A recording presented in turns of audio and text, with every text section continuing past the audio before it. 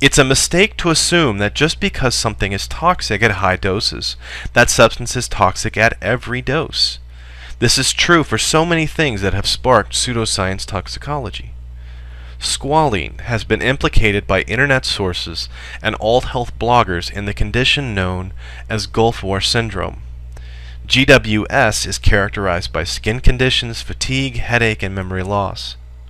Squalene was used as an adjuvant, a chemical that increases the response to a vaccine agent, in some vaccinations given to troops in the first Gulf War, who later developed GWS.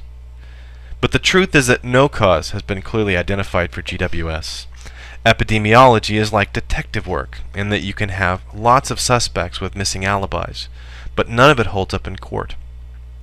What about squalene? Well, it's a natural product primarily taken from shark liver. Humans produce it naturally, as do most animals and plants at some level. We humans even secrete it from our fingertips. It's a product in the biosynthetic pathway of cholesterol and vitamin D. It's been used in cosmetics for over 60 years and in vaccines since the 90s. In fact, commercial extraction of squalene from sharks has led to regional overfishing, so the current squalene is taken from plant sources like rice bran. It's primarily been used in European flu vaccines. The US has only used it in vaccines against anthrax, and now in the H1N1 flu vaccine. In case you're wondering, the LD50 is 5,000 milligrams per kilogram of body weight, almost 50% safer than table salt. One last myth I'd like to address: water fluoridation.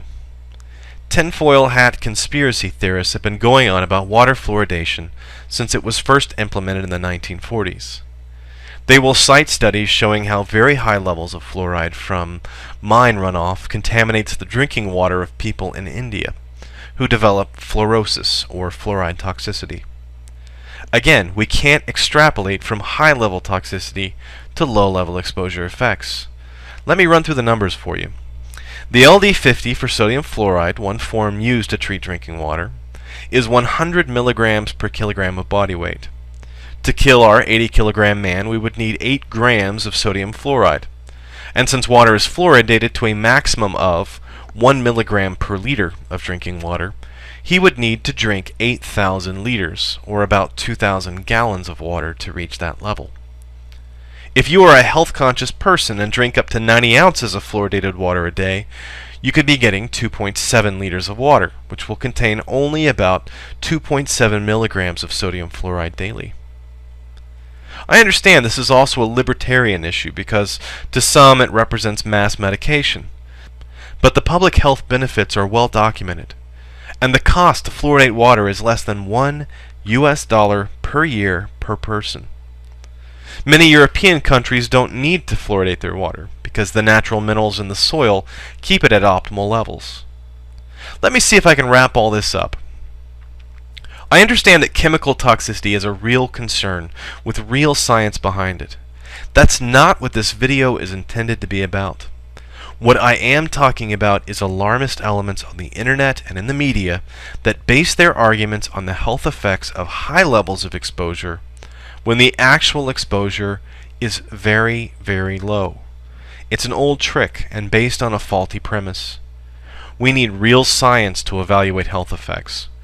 Sometimes substances that are toxic at high levels have a threshold below which no health effects are seen. The next time you hear someone talk about thimerosal, water fluoridation, radiation exposure, or squalene, carefully review what assumptions they are making about dose-response linearity. There's a traditional saying, fear is a poor counselor. Let's stick to the real science when we make decisions about our health. Thanks for watching.